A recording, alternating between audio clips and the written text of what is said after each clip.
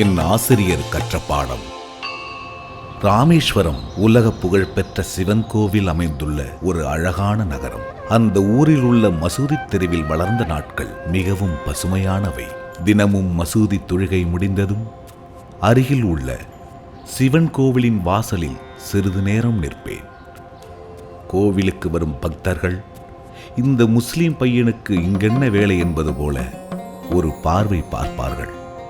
அந்த பார்வைகள் என்னை தனிமைப்படுத்தியதை நான் பலமுறை உணர்ந்திருக்கிறேன்.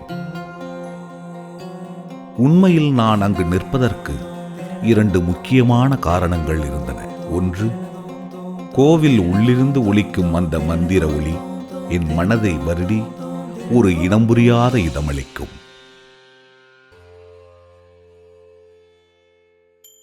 அடுத்து, என் உயிர் தோழனான ராமானந்த சாஸ்திரி, அந்த கோவிலின் தலைமை பூசாரியின் மகன்.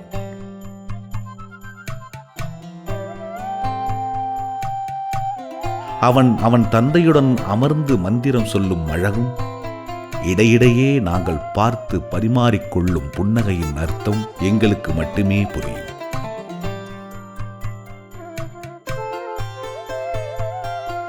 உள்ளூர் பள்ளியில் நாங்கள் இருவரும் ஒரே வகுப்பில் படித்தோம். உயிருக்குயிரான நண்பர்களாக வளர்ந்தோம். ஒரே வரிசை, ஒரே இருக்கை என இணை புரியாமல் இருந்தோம். ஒரே ஒரு வித்தியாசம், அவர்கள் வழக்கப்படி அவன் பூணூல் அணிந்திருப்பான். எங்கள் வழக்கப்படி நான் வெள்ளை குல்லா அணிவேன். நாங்கள் 5ஆம் வகுப்பு படிக்கும்போது ஒரு சம்பவம் நிகழ்ந்தது. ஒரு புதிய ஆசிரியர் எங்கள் வகுப்புக்கு வந்தார். அவர் கையில் பிரம்பை தட்டிக்கொண்டு எங்கள் வகுப்பறையை சுற்றி வந்த விதம் அவர் ஒரு கண்டிப்பானவர் என்பதை உணர்த்தியது. திடீரென அவர் என்னை நோக்கி, "ஏய், வெள்ளைக்குல்லா அணிந்த சிறுவனே, என்ன தைரியம் உனக்கு? இந்த ஊர் கோவில் தலைமை பூசாரியின் மகன் அருகில் அமர்ந்திருக்கிறாயே, போய் கடைசி வரிசையில் உட்கார்" என கட்டளையிட்டார். கூனி குறுகி போன நான் என் புத்தகங்களை எடுத்துக்கொண்டு கடைசி வரிசைக்கு சென்றேன். என் கண்களில் இருந்து கண்ணீர் வெள்ளமாக பெருகியது. பள்ளி விட்டதும் நானும் ராமுவும் நீண்ட நேரம் அங்கே உட்கார்ந்து அழுதோம். இதற்கு மேல் நாங்கள் தோழர்களாக இருக்க இயலாது என்று பயந்தோம்.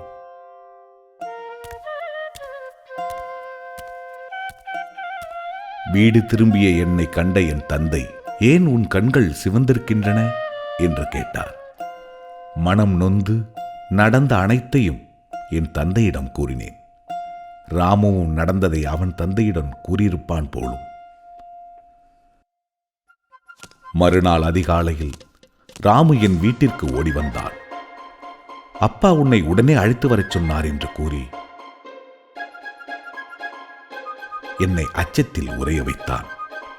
மேலும் என்னென்ன காத்திருக்கிறதோ என்று பயந்து கொண்டே நான் ராமுவை பின்தொடர்ந்தேன். அங்கு ராமுவின் வீட்டில் எங்கள் ஆசிரியரை பார்த்ததும் என் மூச்சே நின்றுவிட்டது. என்ன ஆச்சரியம்!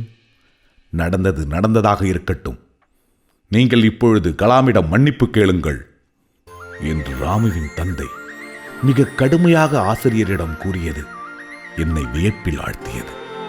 என்னையே என்னால் நம்ப முடியவில்லை.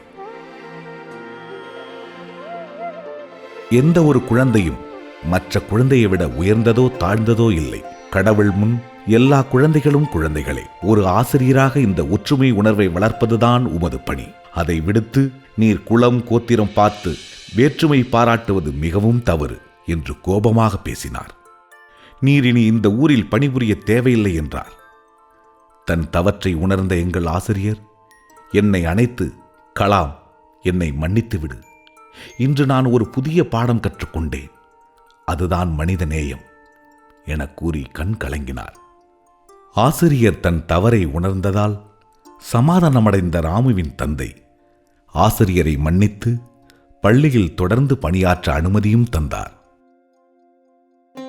அன்று முதல் மீண்டும் ராமுவும் நானும் முன்வரிசையில் ஒரே இருக்கையில் அமர்ந்து இழந்த சந்தோஷத்தை மீண்டும் பெற்று உயிர் தோழர்களாக வாழ்ந்து வந்தோம்.